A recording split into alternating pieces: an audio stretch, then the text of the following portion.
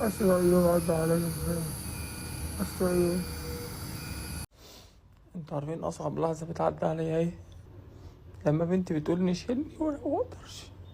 يوم 1/11/1997 في مصر تحديدا في الجيزة اتولد شخص اسمه إبراهيم الجمال، والناس بعد كده هتعرفه باسم شيكا. وده مش علشان كان بيحب شيكابالا أو كان نفسه في يوم من الأيام يطلع زيه، ده علشان كان بيلعب بنفس روح وأداء شيكابالا ولمسته في الملعب. إبراهيم اتربى في بيت رياضي وكان كل اللي حواليه بيحب الكورة. كان بينزل الصبح يجري وراها كأنه بيجري ورا شغله بالظبط، ولا كأنه بيجري ورا رزقه. إبراهيم كان كل هدفه إنه يطلع لاعب كورة والناس تشوفه. إبراهيم دخل أكاديمية الزمالك وهو عيل قد كده. من أول ما إبراهيم لمس الكورة في التراك الكل شاف فيه موهبة مش عادية. إبراهيم كان بيلعب في مركز الباك الشمال، لكن طريقته كانت هجومية. ومن أول مرة زي ما قلت لك لمس فيها الكورة في التراك اتشاف إن الولد ده مش طبيعي في الملعب.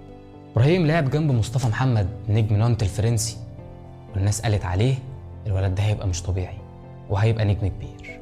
بس الدنيا عمرها ما كانت بتمشي بالحلم بس، ساعات بتكسرك من غير حتى ما تديك فرصة انك ترد.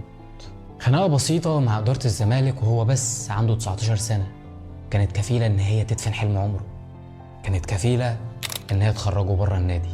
إبراهيم خرج بره النادي بلسان ساكت، ساكت قوي، بس بقلب بيتقطع من غير حتى ما يقول حرف.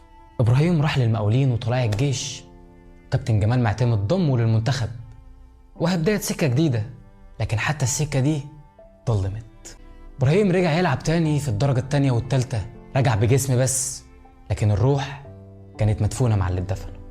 ومن هنا بيبدأ التعب، بس مش تعب كورة ولا تعب نفسية ولا تعب جسد، ده تعب ملوش رحمة، ملوش صوت، ملوش ملامح. تعب بيجي وما بيفاجئكش غير بحاجة واحدة، بيظهر لما بينتشر في جسمك كله. مرض بياكل منك روحك، بياكل منك جسمك، بياكل منك أهم حاجة وهي صحتك، بيسرق منك ضحكتك. المرض ده هو سرطان المستقيم.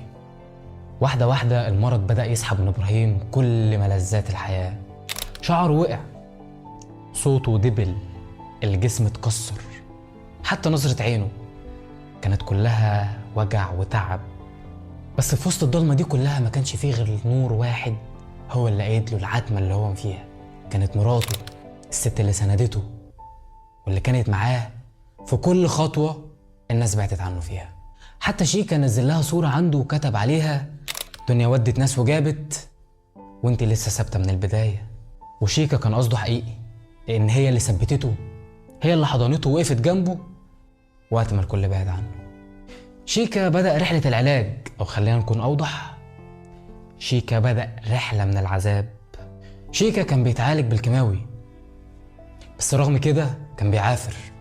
كان عنده حلم ما اتدفنش ومات، وقال إن شاء الله هوصل له برغم إن هو على سرير الموت. لحد ما في يوم شيكا طلع بالفيديو ده: لا تحزن إن الله معنا. والله العظيم ما بقيت مستحمل، فأنا بطلب من الناس ادعولي، ادعولي بالله عليكم، بس مش محتاج حاجة غير كده. أنا تعبت وجسمي ضعف مش قادر، أنا مش عايز منكم غير دعوة واحدة بس من القلب. الفيديو ده وجع قلوب ناس كتير، خلى ناس كتير فعلا أول ما تسمع حاجة زي كده تتعب وتتعاطف معاه. الفنانين اتكلموا والرياضيين دعموه. تامر حسني قال أنا هتكفل برحلة علاج شيكا بالكامل. محمد رمضان دعمه في برنامجه. إمام عاشور زاره في بيته. وسيم يوسف بعت له 250,000 جنيه. بس هل ده كان كفاية؟ حتى جماهير الأهلي بصراحة عملت حاجة لطيفة جدا، رفعت له لافتة مكتوب فيها: المرض ينتهي وتبقى الآمال، سلامتك يا بطل إبراهيم شيكا. كان الكل بيدعي له وكان الكل بيحاول يساعده، لكن للأسف المرض كان أسرع من أي حد. شيكا اتنقل للعناية المركزة في مستشفى الجوي، ومن ثم بعدها راح على معهد الأورام. الدكاترة قالت حالته ميؤوس منها، حتى الحلم اتدفن جوه شيكا وهو لسه صاحي. وزي ما يكون شيكا قلبه كان حاسس، نزل صورة ليه هو وأحمد رفعت اللي حكايته يعتبر مطابقة لشيكا بالظبط، بس مع اختلاف الأسماء والأحداث. الصورة مكتوب فيها: جايلك قريب، الدنيا دي مش للطيبين. يوم 12/4 اللي كان موافق يوم سبت، شيكا ربنا افتكره، مات وهو بس عنده 28 سنة، مات حتى قبل ما يحقق حلمه. شيكا ما ماتش بس علشان كان تعبان، شيكا مات بالوجع، بالكسرة، بالقهر. نادي الزمالك نزل نعي، والأهلي كذلك، ووزارة الشباب والرياضة قدمت العزاء. بس السؤال الحقيقي هنا، هل ده كله كان كفاية؟ كم واحد زي شيكا موجود حوالينا بس محدش حاسس بيه؟ كم واحد موهوب بس الظلم والوجع والناس كسروا ظهره؟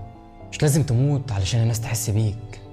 بس شيكا مات، بس ساب لنا رسالة: اللي بتحبه ما تسيبوش لوحده، اللي عنده حلم قوله انا مصدقك ومؤمن بيك.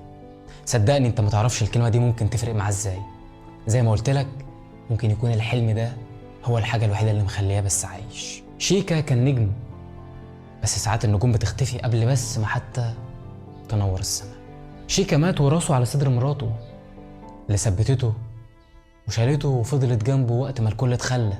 شيكا مات وساب وراه طفلين مش هيفهموا يعني ايه ابوهم بطل، بس مات بدري. مات والناس لسه بتفتكر شيكا وهو بيجري على ارضية الملعب، مش واحد نايم على سرير الموت في معهد الاورام. ربنا يرحمك يا شيكا ويوسع قبرك زي ما كان قلبك واسع. يا رب تكون في مكان احسن، مكان فيه عدل، فيه حب، مفيهوش ظلم ولا وجع. ودي كانت حكاية ابراهيم شيكا، حكاية وجعتنا كلنا بس كان لازم نحكيها علشان نفتكره دايما ان ده كان بني ادم كان جواه قصة وحلم، واحنا بس كان واجبنا اننا نسمعها ونصدق حلمه. اخر حاجة عايز اختم بيها اننا ندعيله: الله يرحمك يا شيكا ويوسع قبرك. محدش اتكلم، واللي اتكلم دلوقتي قليلين لانه كان منسي دنيا واخرة. وحتى من اللي موجودين دلوقتي هم بس بيتكلموا علشان ترند، لكن محدش فيهم وقت ما شيكا ده كان عايز وقف جنبه. محدش فيهم يوم ما اتألم فكر ان هو بس يبص عليه. الكل اتخلى، بس في وقت ما كان محتاج محدش فكر يبص. لكن لما تعب ورقد على سرير الموت وقتها كلنا بقينا ملايكة. الله يرحمك يا شيكا. سلام.